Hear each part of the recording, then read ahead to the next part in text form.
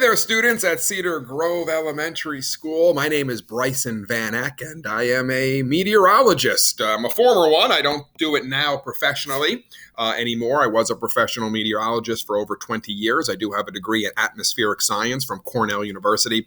I have now moved on to the teaching profession, but I am looking forward to answering some of the great questions that you have put down and sent to me. So let's get right to it. So you'll notice I have the questions up here for you. So first off, we'll start off with, why is the sky blue? That is an excellent question.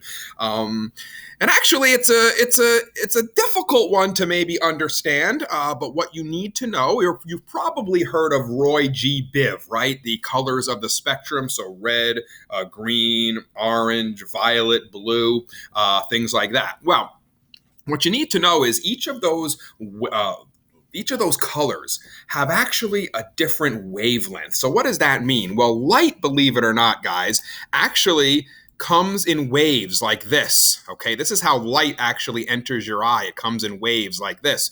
So what we're talking about with wavelength is how long the waves are. So blue light, for instance, has very short wavelengths like this, while red light has long wavelengths like this, okay?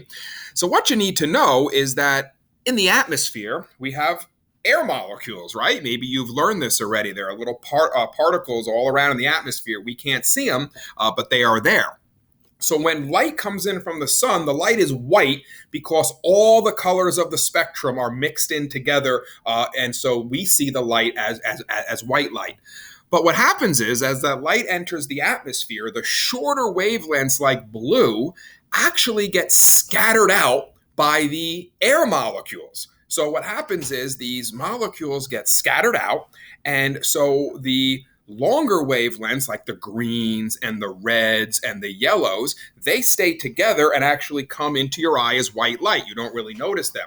However, the blue light gets scattered out by the particles in the atmosphere, meaning when the blue light, that shorter wavelength, comes in, they actually hit the particles, and instead of coming to your eye, they bounce all over the place. And that's why we see the sky as blue, because the shorter wavelengths, the blue light, is scattered out, while the longer wavelengths, the red, the greens, the oranges, stay together and come directly to our eye as white light. So that's why the sky is blue. Great question. All right, second question. How big can a hurricane get? Hurricanes can get very, very large. They can be over 300 miles in diameter, which means they could cover almost, let's say when they come into Florida, could cover almost half the east coast of Florida. So hurricanes can get very, very large. Why doesn't it snow in the summer? Well, it's just too warm to snow in the summer. What is snow? Snow is ice, or basically rain that has frozen, right? So it's tough to get ice in the summer because it's just well above freezing, right? 32 degrees Fahrenheit is the freezing point of water. So you need that temperature below 32 to get snow. You know, in the summer, it's warmer than that. So that's why it doesn't snow in the summer. How big does a tornado get? That's an interesting question, because unlike hurricanes, tornadoes are usually very small. And in fact, one of the largest tornadoes ever recorded was only 1 mile in diameter. So we talked about hurricanes being 300 miles in diameter, but tornadoes really don't get bigger than a mile, maybe mile and a half in diameter. Tornadoes are so small that, believe it or not, you could have a tornado come through your hometown. One side of your street looks like it was destroyed, everything totally gone, while the other side of the street looks like nothing ever happened. That's how tiny tornadoes actually are, but they, believe it or not, are the strongest of the storms. The winds in tornadoes get stronger than they do in most hurricanes. So while they're smaller than hurricanes, they're usually much stronger than hurricanes when you talk about wind speed. How is snow created? Well, again, it's just raindrops that freeze. So when rain is in a cloud, or moisture is in a cloud, and the temperature is below freezing, instead of forming little raindrops, they form snow crystals. So that's basically all it is. It's just water vapor that has frozen because the temperature is below 32 degrees Fahrenheit. How do you know when a storm is going to happen? Well, that's a great question. There are a couple of ways to do it. You could actually look out your window, see the dark clouds, and take a look at those storms coming through. Or we can do what us meteorologists do and use something called computer models. So let me kind of show you one of those. I'll type this in right here. All right, and I'll show you what some of these models look like. So this is how meteorologists actually make the forecast that you'll see on TV, or maybe your parents' cell phone, or maybe your own cell phone. Not sure if you guys have those yet, but maybe you do. So these are all different computer models. So I'll kind of show you one right here.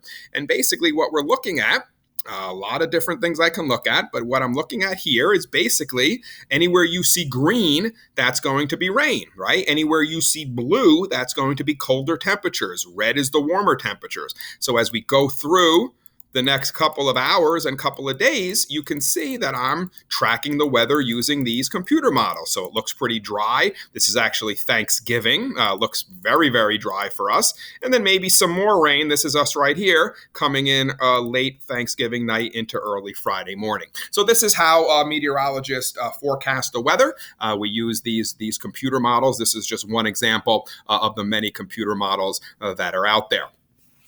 All right, what is lightning made out of? Lightning is electricity. So it's basically positive and negative charged particles. So how does lightning actually form? Well, in a thunderstorm, may or may not have learned this, but there are winds all over the place, all right? And we have a lot of winds going up. We call them updrafts, and we have winds going down. We call them downdrafts. Again, this would be in a thunderstorm. So what happens is, believe it or not, thunderstorms can grow very, very big into the sky. So at the top of the thunderstorm, we actually have ice crystals, which have a slightly negative charge. At the bottom of your thunderstorm, you usually have water droplets because the temperature is above freezing at the bottom of a thunderstorm cloud. And so you have a slightly positive charge. Well, when positive and negative come together, they cause an electrical shock. And that's basically what your lightning is. It's that discharge of electricity between the positive and the negative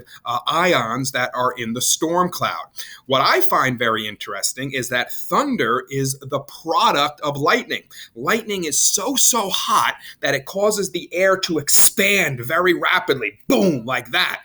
And so that's the thunder sound you hear. So yes, the lightning comes first and then the thunder, and that actually is because it's the lightning that produces the thunder, because the lightning superheats the air so much that the air expands violently, boom, causing that thunder sound. What causes storms and tornadoes? Basically, the interaction of warm and cold air. So what you'll learn, or if you learn a little bit about it now, and when you get into middle school, you'll learn a little more, and then in high school, you'll really get into this. But it's basically warm air likes to rise, cold air likes to sink. So when you get warm air and cold air coming together, it churns up the entire atmosphere, and that's what causes your storms and your tornadoes to form. While at the studio, how do you determine the next day's weather if it changes? I just showed you. Those were those computer models that we looked at. Those are what help you determine what the day's weather is going to be, the next day's weather, and actually out 7 to 10 days. You can look at those computer models. Is there a location that has crazy weather? Well, I would argue that there's a lot of places on Earth that have crazy weather. I guess it depends on what you call crazy. So do you call big temperature swings crazy? For instance, in North Dakota, here in the U.S., they've had reports of temperatures going from 80 degrees to 20 degrees in 3 minutes. That's pretty crazy, right? In Tornado Alley, which is down in the Midwest of the U.S. in the Plain States, lots of tornadoes occur there. So that's kind of some crazy weather as well. Right, for us here, right, in Cedar Grove, what do? We get a lot of those nor'easters or those big snowstorms in the winter, right? That's some crazy weather. So there's a lot of locations on Earth that have crazy weather. Great questions, guys. Love the science questions. All right. If you need any follow-ups to those questions, your teacher can more than welcome, or is more than welcome to send me back any follow-up questions that you may have to my answers on your science questions. All right, let's get into the personal questions. When did you start being a meteorologist? Well, I actually started at probably 25 years ago. I was in my early 20s. I stopped just 4 years ago, so I did it for a little over 19 years. Was it a hard being a meteorologist? I don't think it was hard at all. In fact, it was a lot of fun. Got to forecast the weather. The hours weren't the greatest. I had to get up at 2 o'clock in the morning, and I used to go to sleep at 6 o'clock at night. So that was one of the downers of being an on a TV weatherman. But it was a fun job, absolutely. Again, got to forecast the weather, which is great, and got to tell it to everyone. How do you know so much about the weather? Well, really, become a good weather forecaster, you really just need experience. You just need to do it every day. I've been an amateur weather forecaster since I was 10 years old, believe it or not. That's when my father got me my first weather station. So I've been forecasting the weather, or attempting to, for the last 35 years. I'm 45 years old now. So that's how I know so much. Obviously, I went to Cornell University and learned about atmospheric science there, but it's really about experience. You don't have to be a professional meteorologist to be able to forecast the weather well. So someone like you right there in the class now listening to this, maybe you don't want to be a weatherman or a weatherwoman as your job, but maybe you want to do it for fun. Definitely start now. Again, the more experience you get at forecasting the weather, the better you are going to be. How did you become a weather reporter? Again, I had a degree in atmospheric science and just applied for jobs. I think I was turned down for about 10 jobs before I finally received my job at the News 12 networks way back in 1998.